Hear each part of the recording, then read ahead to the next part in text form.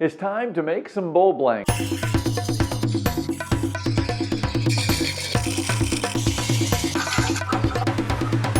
Hi, I'm Kent and welcome to Turn a Wood Bowl. Today we're going to make some bowl blanks. I have a friend who has a neighbor who had a tree come down. Isn't that usually how it works? It's a friend of a neighbor's uncle's cousin's brother. This is just a neighbor, a friend's neighbor. So it works out really good, and it's a great way to come across wood to turn, is to keep people that you know aware of the fact that you're turning, and you'll be surprised how many people will think of you when a tree comes down. Well, in this case, this is a piece of holly, and it's Hollywood, which is kind of interesting because you don't think of Hollywood as an actual tree, but it is a tree. So today I've got several larger logs of holly that I've got from this friend, brought them home. I kept them in long form so that they will stay intact and potentially won't crack. What I don't want is I don't want to cut them into small pieces until I'm ready to process them. So I'll keep them in long form. So if there's any cracking, it's going to be most likely on the ends of the log, and it won't be way down into all of the interior. So this keeps the log, the center of the log, intact for a longer period of time. So I'm going to walk you through the process of how I break down wood so that I can use it on the lathe, and the best ways to take advantage of it so that it doesn't crack in the process. All right, so let's go outside and get this thing cut up. All right, so this is a really typical looking batch of wood that you might get. This is a tree that has a relatively large base and the limbs are smaller. So there's this mixed match group of different sizes, and this is a great example to share with you guys to show you how to process this. So what I like to do right off the bat is I'll set up a couple pieces of scrap wood as a base to cut on. Now, it's not the best base in the world, obviously, because it's not super stable. Plus, I'm actually turning these so you can see what I'm doing when I'm cutting. Now, when I'm using the chainsaw, I'm going to make sure that the log that I'm cutting is right up against the chainsaw itself. That's what's going to support it. If I were to hit that with the chain out at the end of the bar, it's going to pull that log back at me. So you just want to make sure that where you're cutting is right up next to the chainsaw itself. Now, this larger log, I'm basically cutting it down into smaller pieces. The smaller pieces will be turned down into small bowl blanks. I'm just making sure that they're as wide as they are, or as long as they are wide. So essentially they're square, if that makes sense.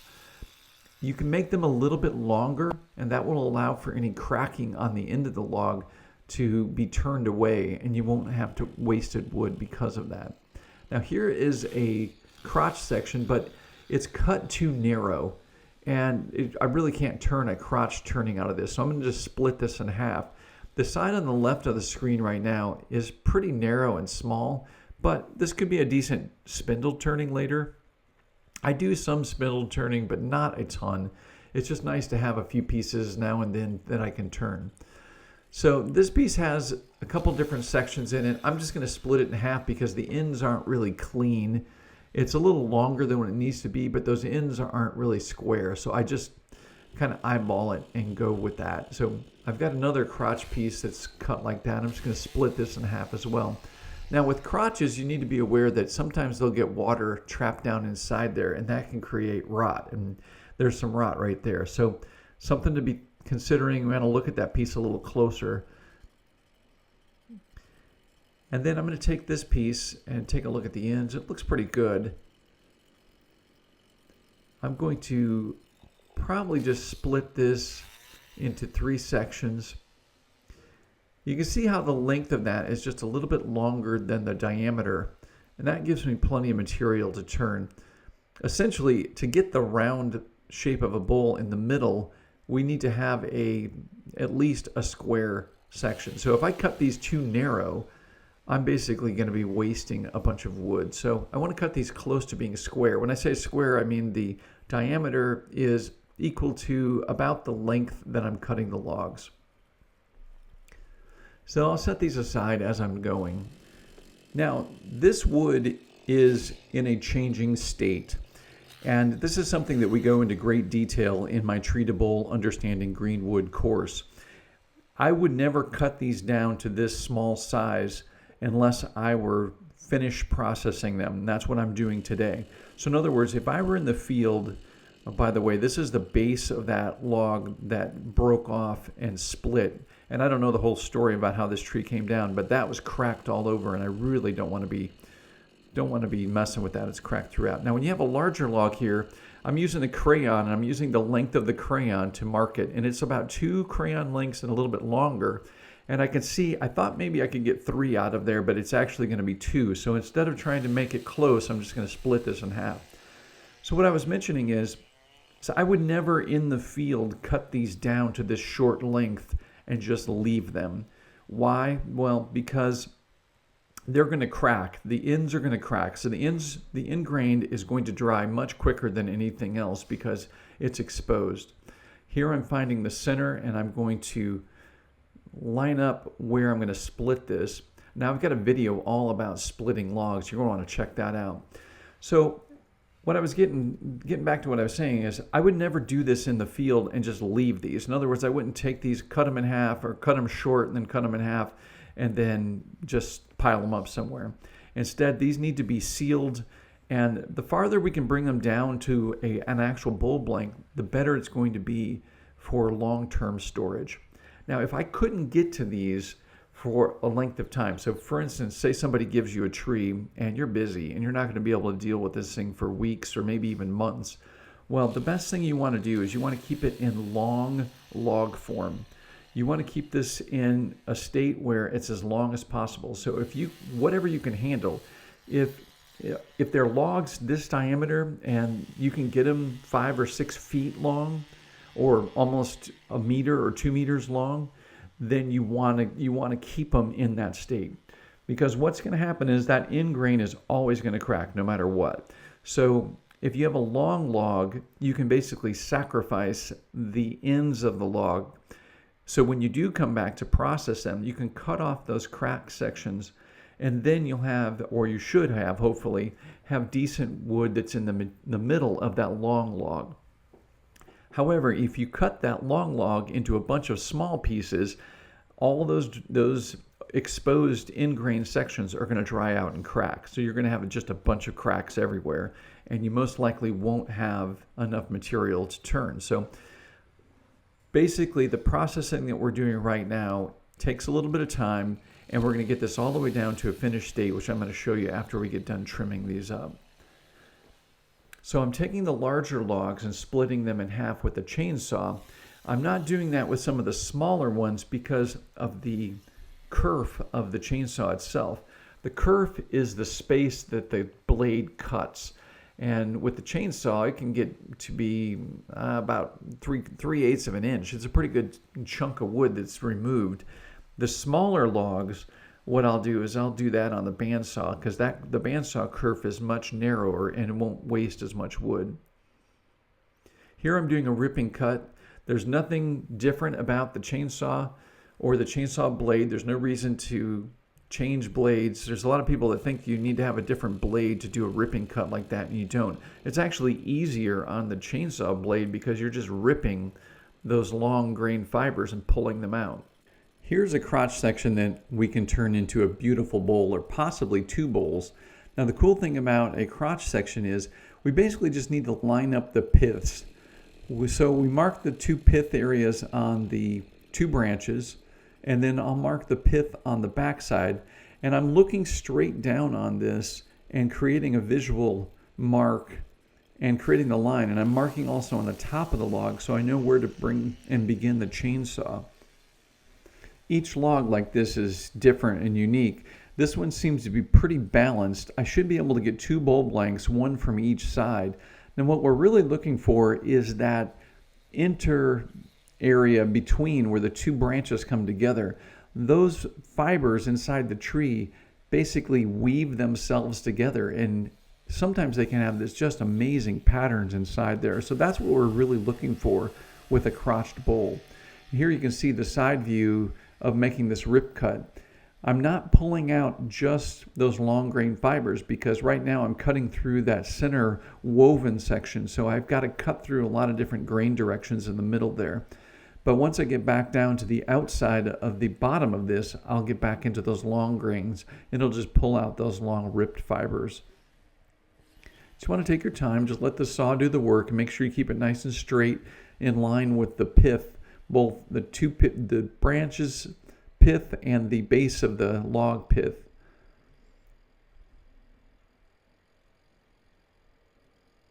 There you can see the beautiful pattern inside. This is going to make a beautiful log. I think this will be a future video too, so stay tuned for that. Now when you get to the larger diameter pieces like this, it's good to take your time and measure it off, because sometimes eyeballing it, you'll get the length of the logs a little too short. So what I just did there is I used the crayon, and I used the crayon length to measure the diameter of this, and then I transferred that length, again using the crayon as a little measuring stick, up to the top of the log, and it just fits 3 sections in here. So I should be able to get 3 pieces out of this, which is really nice. Okay, so with these smaller medium-sized sections cut up into place, I'm pretty much ready to go inside.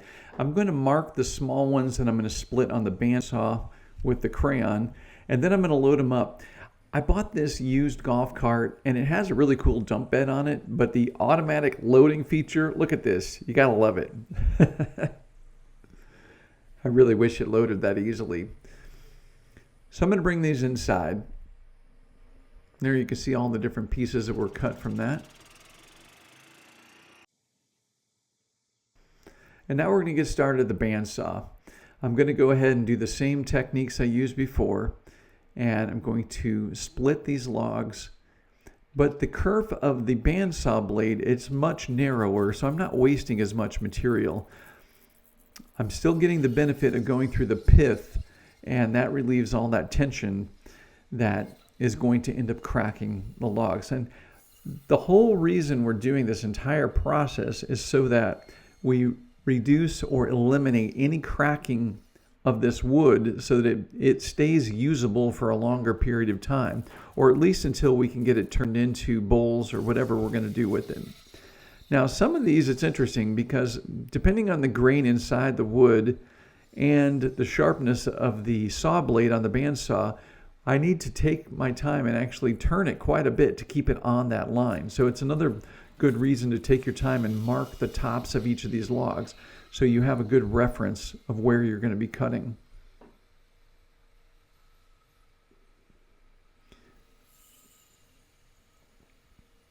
And you're just looking to get as much material as possible out of each one of these. Now, most of these I'm using, or I'm cutting them down to be bowl blanks, but they could be turned and used for other things, obviously. They could be used for spindle turning and a variety of other things. Okay, so with all the pieces cut and split, I'm going to now seal them. Now, I use a product called Anchor Seal 2. This is, I don't know how to explain it. It's like a latex paint that is flexible and doesn't crack. So it basically creates almost like a rubber-coated seal on the end grain.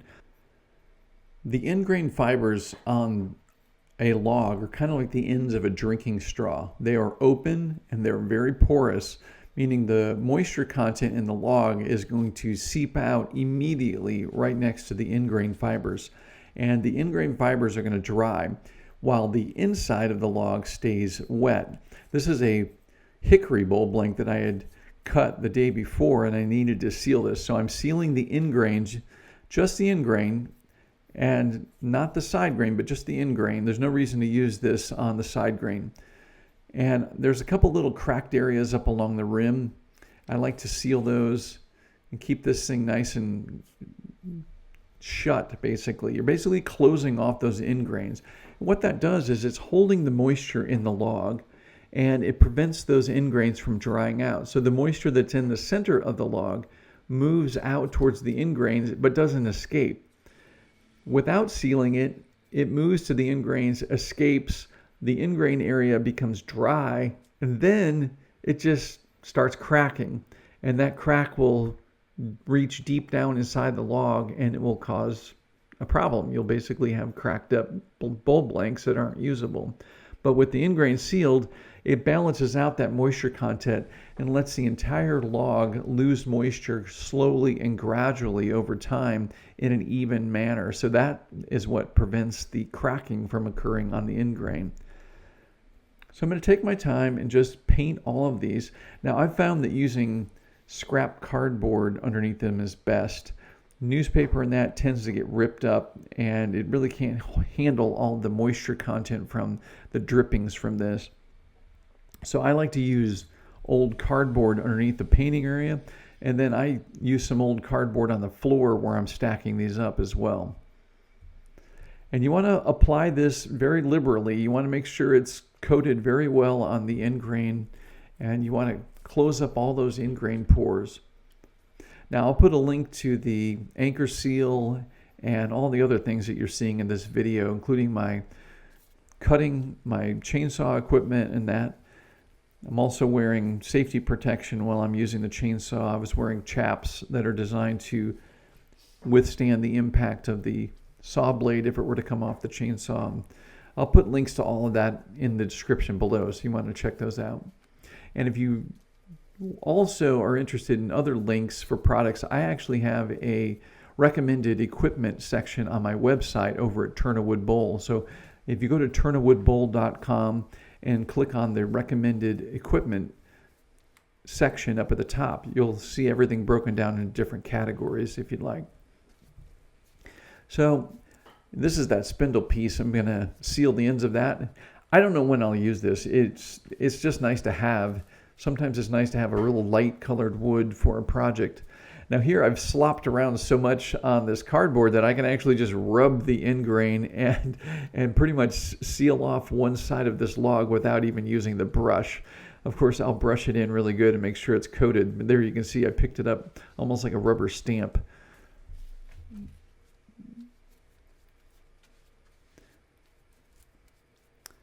And you just want to make sure everything gets sealed real well. And it's best to do this in a bigger process, or I like to do a bunch of these all at once. Getting the anchor seal out and the brush and setting up for just one or two logs is not that easy to do. It's much more convenient when you have a bunch of these to do all at once. But don't leave these cut and sitting around for any length of time, because that moisture is escaping as soon as they're cut. So keep that in mind as well. So here you can see the pieces stacking up as I'm applying the end grain sealer. Okay, I hope you've learned from this video that what you really need to do when you have wood like this is to take advantage of it for your needs. If you're going to turn bowls, then make bowl blanks from it like I did here. I also do spindle turning occasionally, and it's nice to have a little bit of that set aside for spindle turning. And another big takeaway from this is to pay attention to your neighborhood. In communities and up against homes, people and landscapers like to use very different species of trees. Some of them are exotic for your area, but they are all around you. In this case, holly, this is not a known tree in our area, but it is used in landscaping. And this happened to be a very old holly tree that had to come down. And if you're aware of that, and if you pay attention to the ditches, remember, ditch wood is always your friend, or it's usually your friend, let's put it that way.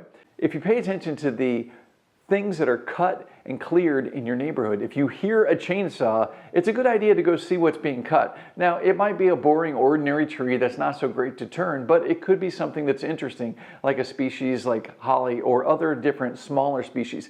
Remember, bushes can be turned as well. They don't have to be huge. You can get some really cool wood from small cuttings, and a lot of times people will stack those up in the ditch, so pay attention for that. This video shows you several different ways to trim up wood to prepare it for turning. I have a course online called Tree to Bowl, Understanding Green Wood, and in that course I'm going to tell you all the details of how to process everything from start to finish, and what are the best ways to once turn and then dry and then twice turn. All sorts of different techniques that you're going to want to check out. So check out my online course, Tree to Bowl, Understanding Green Wood. You're going to love it, and you're going to understand exactly what to do when you come across wood that can be turned on your lathe. All right, guys, I hope you've liked this video. If you have, please click that like button. Thank you. And subscribe if you're not already subscribing. Check out my website, turnawoodbowl.com. Over there, I've got everything you need to know about turning wood bowls. All right, guys, thank you so much for watching. And as always, happy turning.